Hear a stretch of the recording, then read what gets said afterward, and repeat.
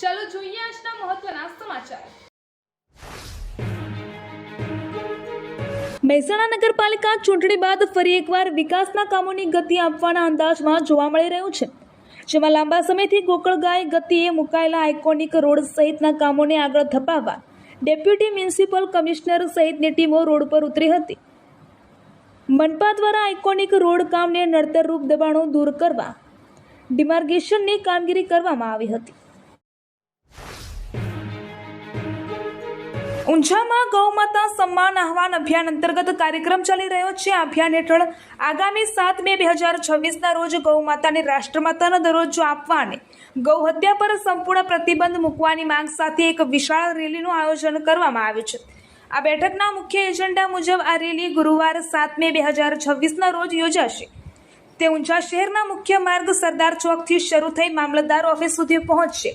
રેલીના અંતે ગૌરક્ષા અને ગૌ સન્માન બાબતે સરકારને રજૂઆત કરતું આવેદનપત્ર પાઠવવામાં આવશે। કડી નંદાસણ હાઈવે પર સોમવારે એટલે કે 4 મેની મોડી રાત્રિએ એક કાળજુ કંપાવનારો અકસ્માત સર્જાયો હતો। વેલકમ હોટલ પાસે એક ખાનગી કંપનીની સ્ટાફ બસ અને પૂરપાટ ઝડપે આવતા ડમ્પર વચ્ચે સામસામે ટક્કર થઈ હતી। આ દુર્ઘટનામાં બસનો ડ્રાઈવર કેબિનમાં જ દબાઈ ગયો હતો, જેને સ્થાનિકોએ ભારે જહેમત બાદ બહાર કાઢ્યો હતો। આ અકસ્માતમાં ડ્રાઈવર સહિત કુલ 5 લોકો ઇજાગ્રસ્ત થયા છે।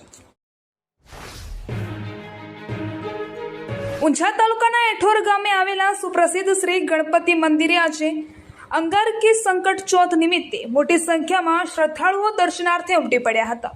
વહેલી સવારથી જ ભક્તોની ભારે ભીડ જોવા મળી હતી। મંદિર પરિસરમાં દર્શન કરવા માટે લાંબી કતારો લાગી હતી। શ્રદ્ધાળુઓએ દાદાના દર્શન કરીને આશીર્વાદ મેળવ્યા હતા। આ પવિત્ર દિવસે ગણપતિ દાદાના દર્શનનું વિશેષ મહત્વ મનાય છે। શ્રી ગણપતિ મંદિર સંસ્થા દ્વારા ઉપવાસી ભક્તો માટે ચા પાણી અને ફરાળીની વિશેષ વ્યવસ્થા કરવામાં આવી હતી, જેમાં મોટી સંખ્યામાં શ્રદ્ધાળુઓએ આ ફરાળનો લાભ લીધો હતો। ઊંઝાના રામજી મંદિર પાસે આવેલા એક ગામ તળાવમાં ડૂબી જવાથી એક યુવાનનું મોત થયું છે। ઊંઝા ફાયર ટીમે ઘટના સ્થળે પહોંચી યુવાનના મૃતદેહને બહાર કાઢ્યો હતો। મળતી માહિતી મુજબ ઊંઝા ફાયર ટીમને બપોરે કોલ મળ્યો હતો કે ગામ તળાવમાં એક યુવાનનો મૃતદેહ તરતો જોવા મળી રહ્યો છે।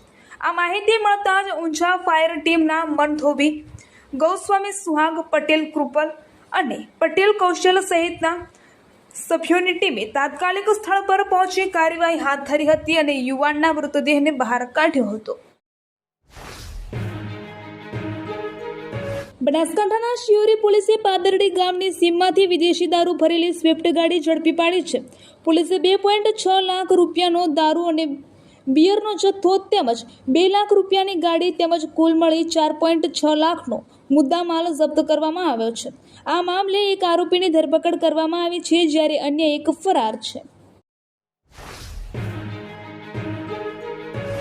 વાવસુઈ ગામ અને થરાદના સરહદી તાલુકાઓમાં નર્મદાની માઇનોર અને ડિસ્ટ્રિક્ટ કેનાલોમાં પિયત માટેનું પાણી બંધ કરવામાં આવ્યું છે। આ નિર્ણયથી ખેડૂતોમાં ભારે ચિંતા વ્યાપે છે, કારણ કે ઉનાળુ સિઝનના અંતિમ તબક્કામાં ઉભેલો પાક પાણીના અભાવે મૂરઝાઈ રહ્યો છે।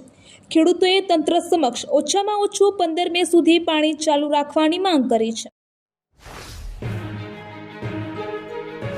ભાભર ખાતે આવેલી જલારામ ગૌશાળામાં ગૌમાતાને રાષ્ટ્રમાતાનો દરજ્જો આપવા અંગે એક મહત્વપૂર્ણ બેઠક યોજાઈ હતી।